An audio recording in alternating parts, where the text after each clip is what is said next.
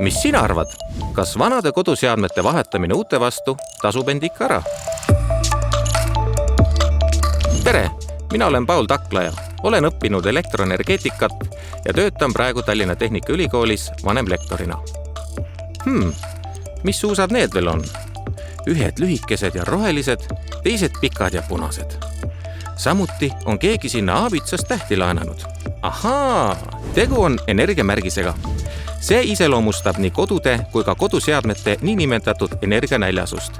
Mida rohelisem ja lühem suusk, seda säästlikum on koduseade. Aabitsa esimene täht näitab energiaklassi parimat tulemust. Täht G aga kõikse nirumat. Nende vahe võib olla mitmekordne. Uute ja vanade energiamärgiste energiaklasside vahe võib samuti olla väga suur. Kilovatt-tundi aastas näitab koduseadmete aastast eeldatavat energiatarbimist. Selle numbri kaudu saab arvutada, kui palju võiks seade ühes aastas raha kulutada.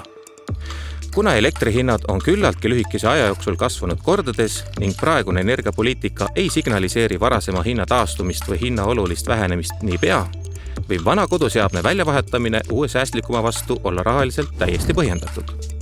Enamasti on kodudes suurimateks energiatarbijateks küte, ventilatsioon, soe vesi, külmutusseadmed, toidu valmistamine, valgustus, pesemisseadmed, telerid, raalid ja nutividinad.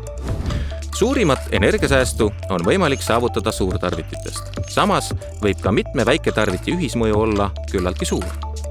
Kõige lihtsam, kiirem ja odavam viis kokku hoida on hooldada ja puhastada energiatarviteid. Näiteks õhksoojuspumba ja ventilatsiooni õhufiltrite tolmust puhastamine, valgustite puhastamine, radiaatorite tolmust puhastamine ja nende ümber õhuliikuvuse tagamine, katlakivi eemaldamine veekeedukannust ja pesumasinatest, veepoileri ja küttesüsteemi hooldus ning reguleerimine. Ahiküttega majades võiks lasta korstnapühkijal teha puhtaks ahjulõõrid ja kanalid, et puidupõlemine oleks efektiivsem ehk säästlikum.